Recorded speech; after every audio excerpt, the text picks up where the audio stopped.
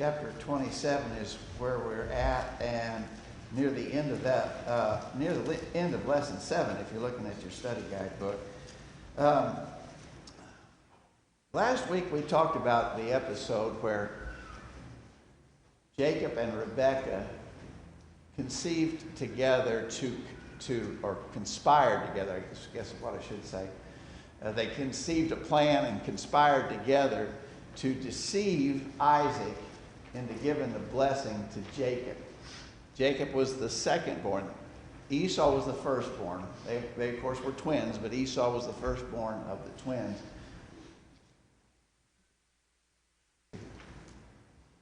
Now it's on. That sound better?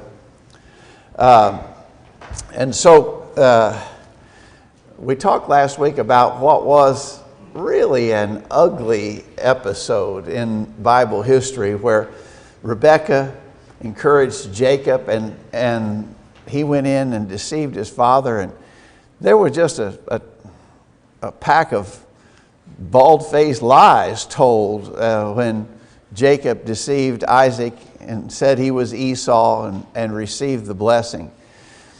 As I mentioned last week, I know that sometimes we feel like there's an urgent necessity for us to justify what these Bible characters did. And first of all, I don't think that we are duty bound to do so. Bible characters, all the Bible characters, with the single exception of Jesus himself, were flawed human beings who sinned. Abraham sinned, David sinned, and so forth. Peter sinned in the New Testament. And what we have here is a case of Jacob sinning in deceiving his father. So there's just no way to get around the fact that outright lies were told as he went in. He disguised himself, but he didn't just disguise himself. He actually said, "I am Esau, thy firstborn." And so he lied about it. And there's no way to try to excuse that, I think. And so we just accept it as the reality of the case. Now we know that it had been prophesied that Jacob would be the one who would be the sort of the heir of the promised inheritance so Abraham was promised, it passed to Isaac, but it was prophesied when the twins were still in Rebekah's womb that the elder would serve the younger. In other words, which was an indication that the younger of the two would be the one who would receive the blessing. And so that was going to happen. That was God's plan. Did Rebekah and Jacob have to lie in order to make that plan come true? In order to make that prophecy be fulfilled? I think not. That simply didn't. God would have brought about his will. God would have accomplished his prophesied future. Men didn't have to lie in order to help God out on that. I think that's the mistake that we make, is saying, well, if they hadn't lied, then the prophecy wouldn't have come true. Well, yeah, there are an abundance of other ways that the prophecy could have come true. There's never a justification for lying. Now, I want to spend just a minute talking about the difference between the birthright and blessing. And Matt brought this up last week, and I did a little more reading about this, and I think it is important to make this distinction. The birthright basically was about your inheritance, what you got, money, stuff, material things. It would be sort of the equivalent of what we do when we write a will, and we specify that of what I owe, this goes to this person, this goes to that person, this goes to the next person. And that's what we do when we have a will, last will and testament. And the birthright was sort of that. And typically the birthright indicated that the firstborn would receive a double portion. So in this case, there were only two sons, right? And so Esau would have gotten a double portion and Jacob would have got a single portion. The inheritance was only going to be, in that case, would have only been divided 3 ways. And Esau would have gotten 2/3 and Jacob would have gotten 1/3. If there were more children, then you would divide it up in more ways, but the firstborn would get a double portion. Whatever. So if there were 10 heirs, then you would divide the inheritance up among 10. You divide it up 10 times. And, well, actually you would divide it up 11 times in that case, because the firstborn would get a double inheritance and then the rest would get their part. In this case, there was just 2, so you divided it up 3 ways. Isaac was a rich man. And so when Esau sold his birthright for a bowl of soup, he gave up a lot. And in fact, the scripture says that he despised his inheritance. In Genesis, can't hardly read my writing here. Genesis 25, verse 34. The indication is that he despised his inheritance, despised his birthright. But the birthright was basically what you get, money and stuff. Now, the birthright can go to a different person. And it did in other cases. In other words, that was what was typical. The birthright go to the firstborn. But it wasn't always the case. Remember when, now later on, years later on, when Jacob distributes his stuff, his inheritance to his children, it says in 1 Chronicles 5, beginning verse 1, "Now the sons of Reuben, the firstborn of Israel, he was indeed the firstborn, but because he defiled his father's bed, his birthright was given to the sons of Joseph, the son of Israel, so that the genealogy is not listed according to the birthright. Yet Judah prevailed over his brothers, and from him came the ruler, although the birthright was Joseph's." Now notice, there you see a difference between birthright and blessing. Reuben was the firstborn of Jacob. Remember, Jacob had 12 sons. Reuben was the firstborn. He should have gotten the birthright. He should have got the blessing. He didn't get either one because of that episode where he went into his father's concubine. He was excluded from that. And actually, Joseph got the birthright, right? Joseph, who was the next to youngest son, got the birthright. He got a double portion. His 2 sons, Ephraim and Manasseh, got a share equal to the other sons of Jacob. And so the birthright didn't always, it wasn't a guarantee, I guess is what we're saying, that it would go to the oldest. It typically did, but it didn't always. It didn't go to Reuben, who was the firstborn of Jacob later on. Here it didn't go to Esau because Esau sold it away for a bowl of soup. But the birthright was the inheritance.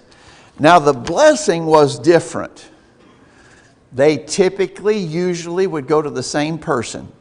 Typically, usually, the birthright and the blessing would go to the firstborn. The blessing, different from the birthright, the blessing was sort of the headship of the family. Who becomes now the head of the extended family? So that would normally go to the oldest. As we were just saying, it would normally have gone, in the case of Jacob later on, it would normally have gone to Reuben. It didn't go to Reuben.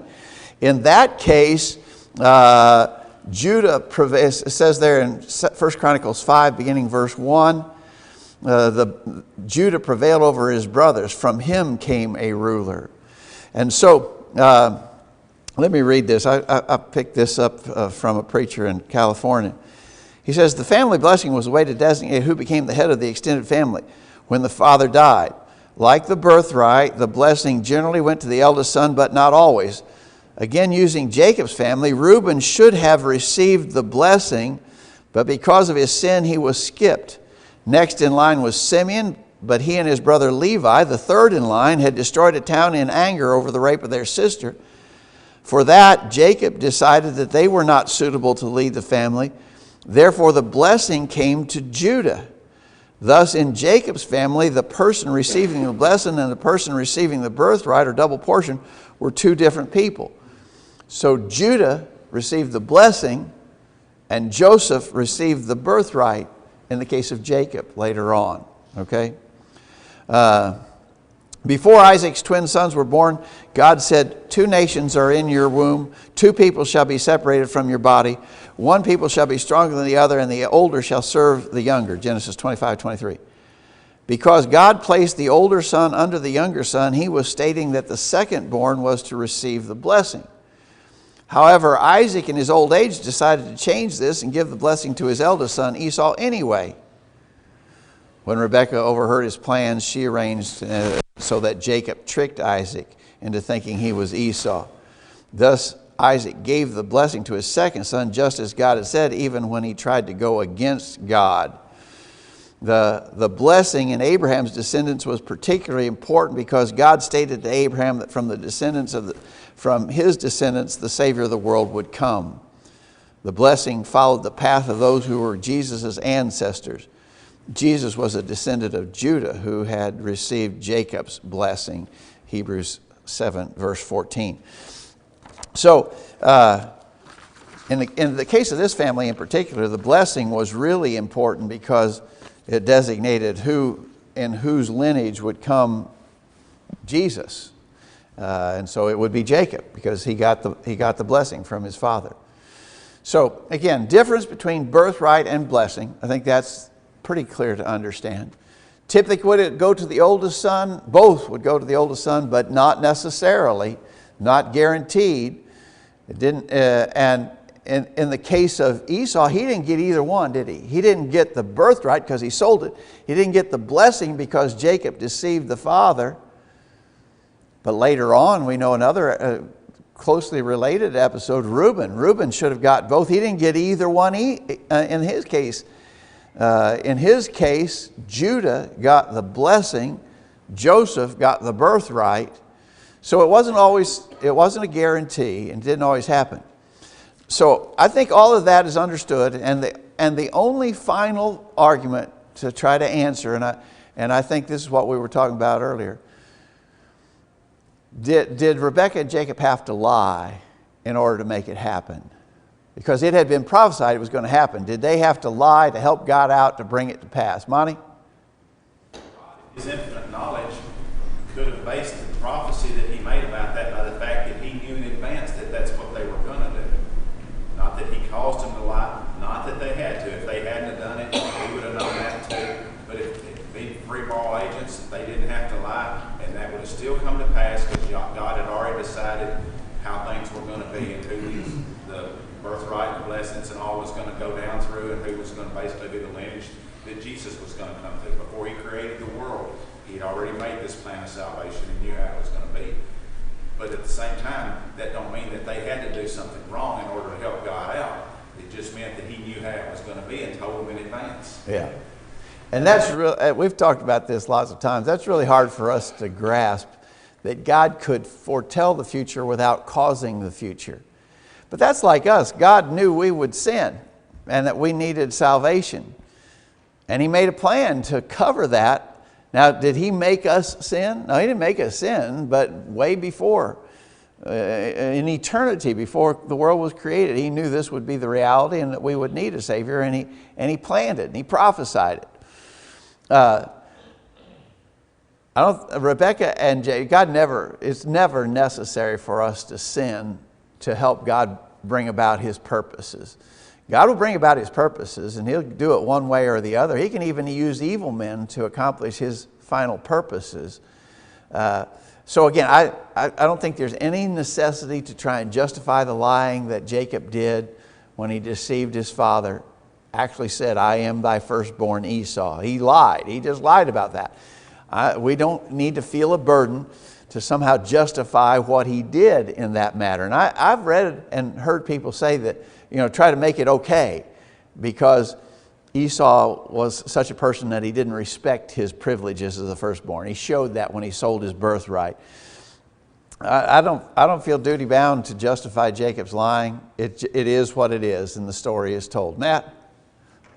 You see years later, he's not the same person he was then. I mean, he grew and he matured, Yeah. and I think you can see the same thing in Abraham's life. Yeah. As they come of age and they learn more about God, they become different people. Yeah. And really, Esau appears to have become a different person later on when he meets up with Jacob too. But they were flawed human beings like we are, like all are, with the exception of Jesus. God could use them to accomplish His purposes. And I just would hang my hat on the argument that if God would have caused this to come to pass one way or the other, like Monty said, he can see the future. He can see the end from the beginning. He knew the future. He knew how it would unfold and could prophesy it. But his prophecy the prophecy of the outcome did not make Jacob sin and lie. James? We see that where God knows the future over and over again in His prophecies, especially when He's talking about Assyria coming and Babylon coming to oppress the Israelites and to punish them. He knew He'll use evil men and their actions to benefit and to ultimately come about for His will. He didn't cause those people to do it. He knew what type of people they were. And He even said, I'm going to punish them because they're going to be extra. They're going to go too far. But He knew what's going to happen. He's going to use them and use their actions that He knew was going to happen. It's not He didn't cause it, but because of His wisdom and foresight. Yeah. He can go ahead and predict it, what's Yeah. going to be. Yeah, I think you're exactly right. And as I've explained before, this is so different. God is so different from us in this regard. God can see the future without causing it, and He can see the future without it changing His actions. If we knew the future, we would react. If we had perfect insight to what was going to happen in the future, we would now react to it knowing what's going to happen in the future. Because we are just all about time and space. And God is not limited in time and space. And that's just a whole different thing that we can't really grasp. Tom? We look at the timeline too. It goes this selling of the birthright just didn't happen a couple weeks before this. It happened a long time ago. The indication of whether Jacob and Rebekah knew about it, we don't know. That's not really told to us except in Scripture.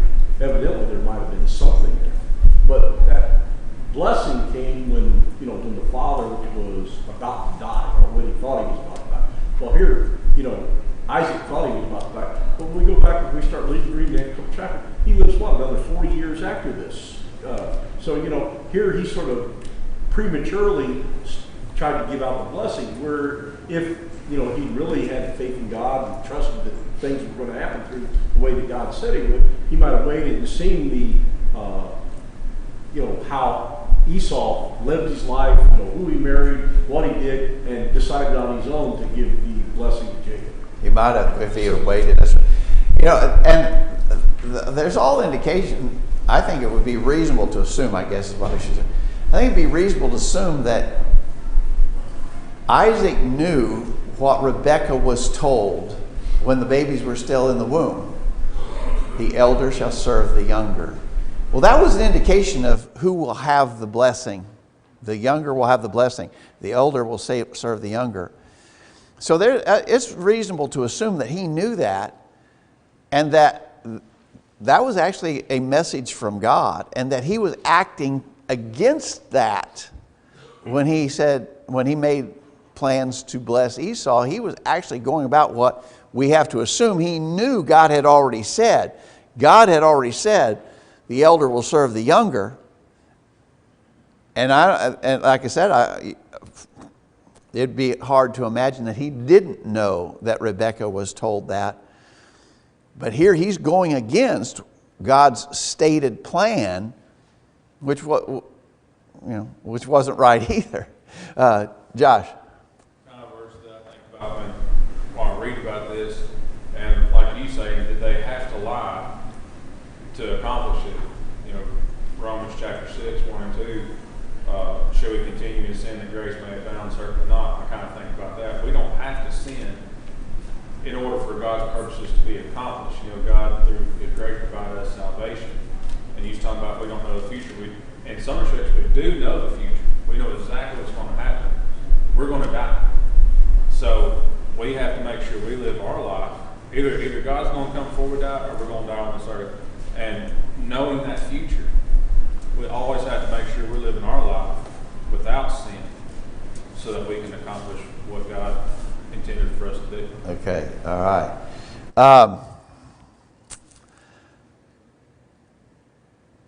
I guess we have covered that as thoroughly as we need to. You know, the classic example in the Bible of this very same sort of thing we're talking about is Judas Iscariot. You know, it was prophesied that Judas would betray Jesus. That was known ahead of time. And so this has been batted back and forth and debated for centuries. Did Judas Iscariot have to sin? Did Judas have to betray Jesus? Well, I think it's exactly the same question we're dealing with here. That was, God knew, and it was prophesied, but He could prophesy the future without causing the future, and that's hard for our brains to calibrate. That's really hard for us to get a hold of, that God could foretell the future. He could foretell a horrible sin in the future. But the fact that He foretold it did not remove Judas's free moral agency. He was still a free moral agent. He chose to sin. He made the determination. God knew he would, because God knows the end from the beginning. But He didn't cause, just the fact that God knew it didn't cause Judas's choice. That's really hard for our brains to grasp. Dale. You know, right there, in the case of Judah, he sinned, but he didn't have to die. He could have asked to be forgiven for his sin, and he would have. But when he took his own life, then that made a difference. Yeah, that's right. Just like Peter didn't have to sin either. But in Peter's case, he turned from his sin. And so, all right, and that's a really deep thought thing. But I think we've grasped it. Okay, so now the deed is done, and the blessing has come to Jacob, and Esau is mad about it. And so in chapter 27, we pick up the reading, chapter 27 of Genesis at verse 41. Esau hated Jacob because of the blessing wherewith his father blessed him. And Esau said in his heart, the days of mourning for my father are at hand, then will I slay my brother Jacob. And these words of Esau, her elder son, were told Rebekah. And she sent and called Jacob, her younger son, and said to him, Behold, thy father Esau is touching thee. Behold, thy brother Esau is touching thee, doth comfort himself, purposing to kill thee. Now therefore, my son, obey my voice, and rise, and flee thou to Laban my brother, to Haran, and tarry with him a few days, until thy brother's fury turn away, until thy brother's anger turn away from thee, and he forget that which thou hast done to him. Then I will send and fetch thee from thence. Why should I be deprived also of you both in one day? And Rebekah said to Isaac, I am weary of my life because of the daughters of Heth. If Jacob take a wife of the daughters of Heth, such as these which are of the daughters of the land, what good shall my life do me? Esau says, I'm going to kill him. I mean, his plan was, I'll get even with him, and I'm going to kill him. Which again speaks to his evil disposition. And Matt mentioned, both of these boys will grow and change. And later on, when Esau has a chance to kill Jacob, he doesn't take the chance, years later. But right now, he would have done so. He's mad. He's just saying, I'm going to wait till my dad dies. And after he dies, I'm going to kill Jacob for what he has done. Rebekah finds out about it. Rebekah finds out that that's Esau's plans. She calls Jacob and said, he's going to kill you. And so I want you to get out of here.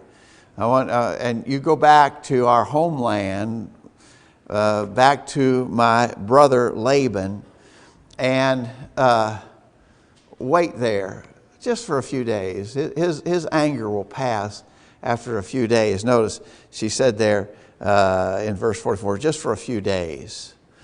And I'll send for you when I know that he's cooled down. I'll send for you. And so that was the plan. She goes to Isaac, though. This doesn't sound completely, correct either. She goes to Isaac and she presents to Isaac this argument. If Jacob marries of the women of this land like Esau has, my life is ruined. I won't be able to take it. If Jacob takes wives of the land like Esau has taken wives of the land, then my life will be worthless to me. I just can't stand the thought of it. That's what she says to Jacob, or to Esau. That's what she says to Isaac. I'll get this right. That's what she says to the father Isaac. That's her argument. But her real reason for sending him away is because she knows he's going to be killed. So she pleads to Isaac, send him back to our homeland, to our relatives, to find a wife there. So chapter 28 begins, and Isaac called Jacob and blessed him and charged him and said to him, thou shalt not take a wife of the daughters of Canaan. Arise, go to Padan Aram, to the house of Bethuel, thy mother's father, and take thee a wife from thence of the daughters of Laban, thy mother's brother. And God Almighty bless thee and make thee fruitful and multiply thee, that thou mayest be a multitude of people, and give thee the blessing of Abraham to thee and to thy seed with thee, that thou mayest inherit the land wherein thou art a stranger, which God gave unto Abraham. And Isaac sent away Jacob, and he went to Padan Aram unto Laban, son of Bethuel the Syrian, the brother of Rebekah, Jacob and Esau's mother. So Rebekah convinces Isaac, and so he sends Jacob away. It's clear that Isaac understood the transpiring of this blessing, because he says in verse 4, the blessing of Abraham, I give thee the blessing of Abraham to thee and to thy seed with thee.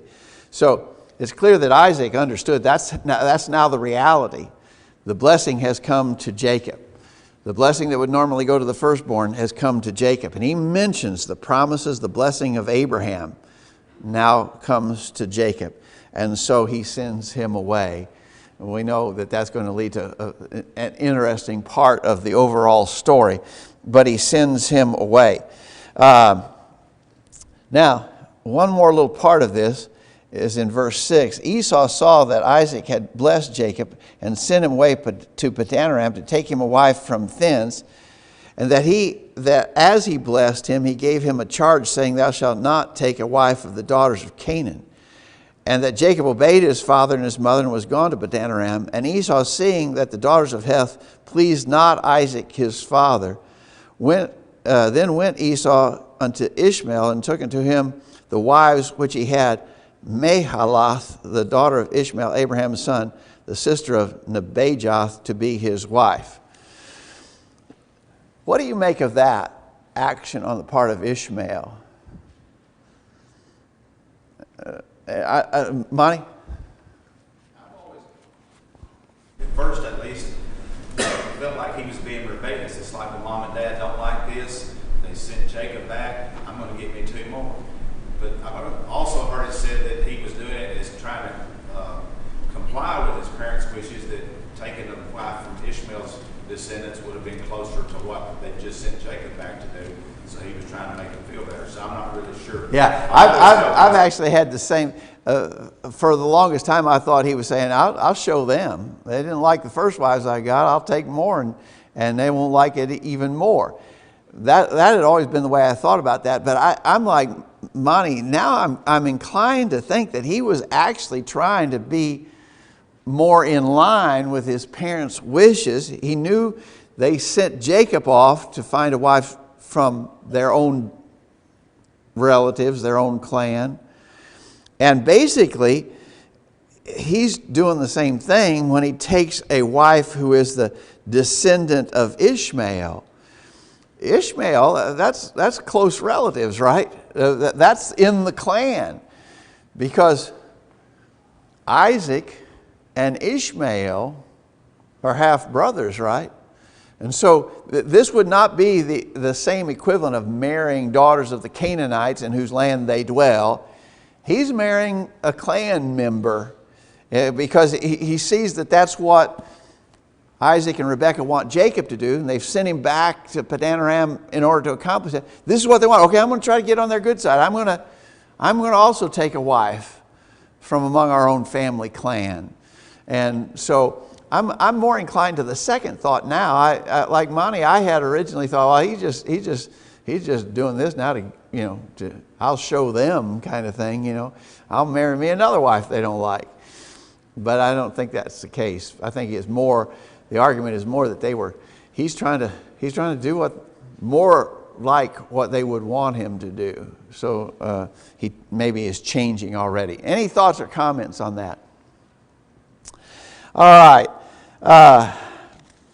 The last question on that lesson I thought was interesting. Can you think of any way in which Rebekah was punished for her cunning and deceit? And then he mentions, chapter 27, verse 44, that she sends away Jacob for a few days. Well, the few days turned out to be years and years, 20 plus years that Jacob is gone from home. And so he's her favorite son. She has shown preferential treatment to Jacob, and now she's deprived of Jacob. For 20 years he's gone. For the better part of the rest of her life he's gone. And so maybe that's sort of consequence. The sin bears consequences of all kinds, and in this case, that's one of the consequences she had to live with. All right, any other thoughts or comments, Tom? Just the one thought there, when Esau goes through and recounts the situation, he takes and he says, Jacob, caused both of these. Well, really, the one he could be probably upset about because of the deception. The other one he gave away, the birthright. But he sort of felt that, Jacob deceived him out of both of them. Yeah. And when we go back and read the account, he didn't. So. In the case of the birthright, he made a free choice, which showed he had no respect for it. He despised it, as the text says. That was his doing. Somebody could have said, well, Jacob could have given him a bowl of soup. He didn't have to talk him out of his birthright just to give him a bowl of soup when he's hungry. Well, that's true too, but the fact of the matter is Esau was glad to give it up, and he made that choice. All right, let's go on into continue there in chapter 28 with the part of the text that talks about Jacob's dream and what we refer to as Jacob's ladder. I'm in chapter 28 of Genesis, verse 10. And Jacob went out from Beersheba and went toward Haran. And he lighted upon a certain place and tarried there all night because the sun was set. And he took of the stones of that place and put them for his pillows and lay down in that place to sleep. And he dreamed, and behold, a ladder set up on the earth, and the top of it reached to heaven. And behold, the angels of God ascending and descending on it. And behold, the Lord stood above it and said, I am the Lord God of Abraham thy father, and the God of Isaac. The land wherein thou livest, to thee will I give it, and to thy seed. And thy seed shall be as the dust of the earth, and thou shalt spread abroad to the west, and to the east, and to the north, to the south. And in thee and in thy seed shall all the families of the earth be blessed. Now stop right there and just to comment upon the nearly identical phraseology and promise that had originally come to Abraham, right? So this promise is passing on generationally. Abraham, Isaac, Jacob. Verse 15, and behold, I am with thee and will keep thee in all places whither thou goest, and will bring thee again to this land, for I will not leave thee until I have done that which I have spoken to thee of. And Jacob awaked out of his sleep and said, surely the Lord is in this place, and I knew it not. And he was afraid and said, how dreadful is this place? This is none other but the house of God, and this is the gate of heaven. And Jacob rose up early in the morning and took the stone that he had put for his pillows, and set it up for a pillar, and poured oil upon the top of it. And he called the name of that place Bethel, but the name of that city was called Luz at the first. And Jacob vowed a vow, saying, if God will be with me and will keep me in this way that I go, and will give me bread to eat and raiment to put on, so that I come again to my father's house in peace, then shall the Lord be my God. And this stone which I have set for a pillar shall be God's house. And of all that thou shalt give me, I will surely give the tenth unto thee. Okay, the famous episode of Jacob's ladder that we read there. It was obviously a vision, right? No use getting too worried about trying to argue whether it was a literal thing or not. It was a vision, and what he saw in a dream or a vision. He noticed verse 16, Jacob awakened out of his sleep. And so this was something, a vision that appeared to him, of a dream while he was sleeping. But clearly the promise to Abraham that had passed Isaac is now passing on to Jacob. The name of that place is Bethel. That's going to be a notable place in Old Testament history as the years pass on. Anybody remember, one thing jumps to my mind, remember something else that happened at Bethel? Tom? That's where golden calves were represented. That's one of the places where Jeroboam set up golden calves for the Israelites to worship. So it's a place that we read about as we go on through Bible history. I have a question to you about the way this is worded, what Jacob said. Jacob vows a vow. So he makes a vow to God. He makes a promise saying, if God will be with me and keep me in this way that I go, and will give me bread to eat and raiment to put on, so that I come again to my father's house in peace, then shall the Lord be my God.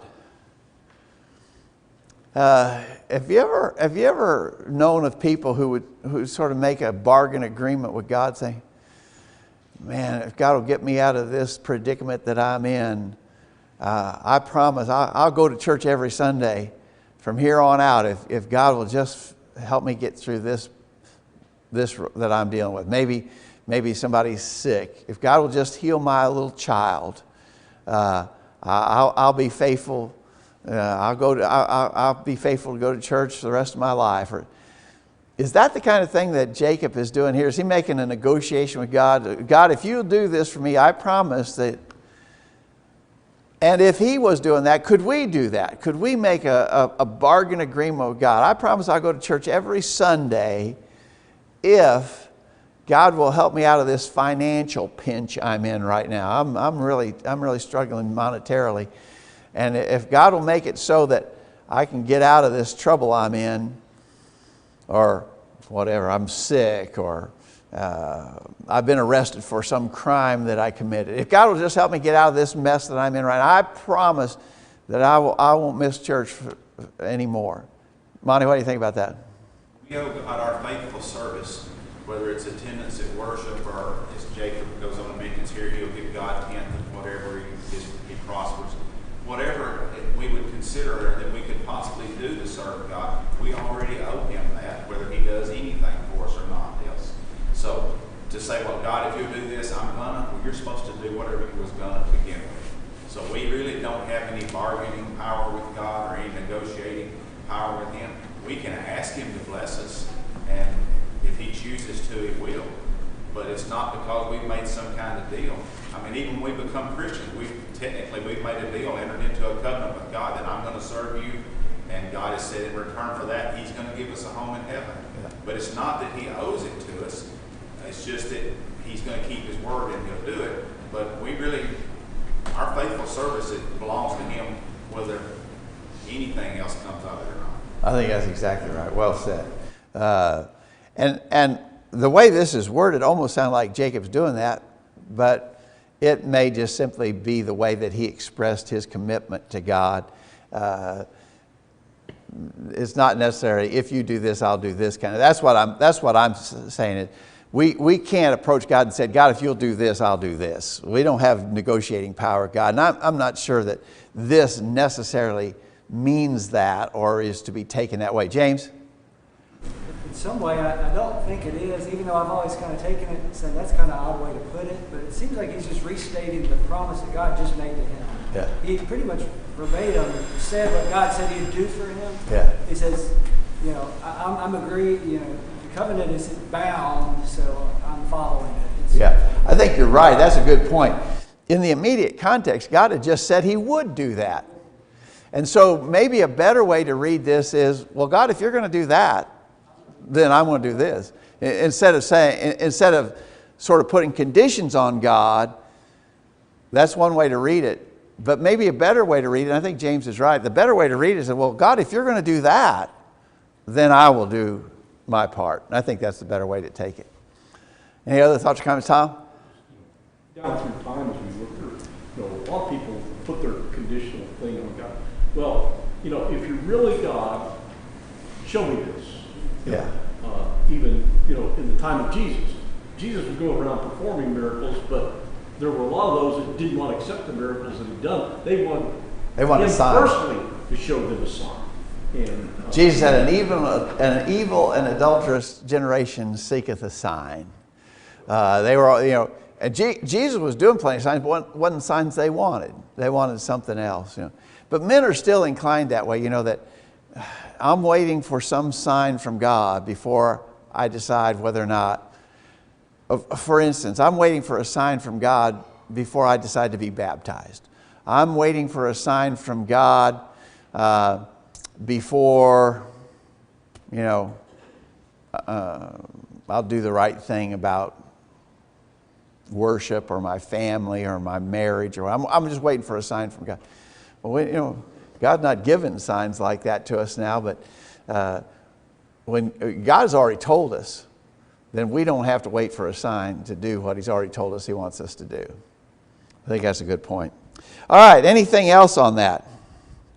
Greg, in verse 20, does the King James say made a vow with God, or does it just say made a vow? It says Jacob vowed a vow. Vowed a vow. So I think, you know, what James said, he's just reaffirming his part. Yeah. And not making a vow with God. He's Yeah. just going to follow through. He's just saying what he's going to do. I think you're right.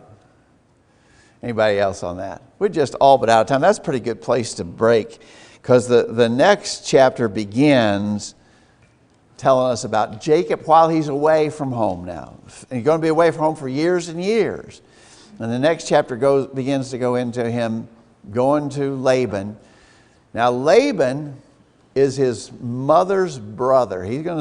And so we know he's going to end up marrying two daughters of Laban, who would be his first cousins. And this is one of those cousins deals that's not too hard to decipher. He marries Leah and Rachel, who are his mother's brother's daughters. So his mother's brother, Laban, is his uncle, right? And the daughters of Laban would be his first cousins.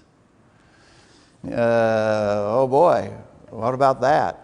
Well, we've talked before about the fact, the matter of close relatives marrying. There was no law against it. Now, later in the law of Moses, there would be some laws specified about marrying relatives. There'll be some laws specified. There were no laws about that by God at this point.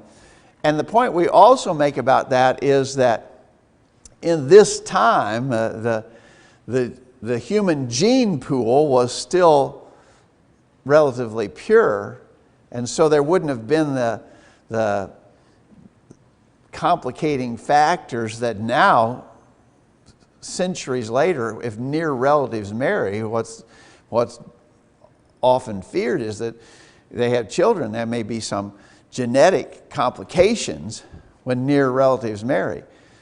This is still pretty early on in human history, and that's not yet a factor genetically. So there's no law and principally no genetic complications to worry about. So the idea of cousins marrying was not a rare thing in that day at all. All right, we'll pick that up next week, Lord willing. Thanks, everybody. Actually, we'll pick that up 2 weeks from today, because next week in this period, Josh McKibben will be speaking to us. So we'll plan to continue that discussion 2 weeks.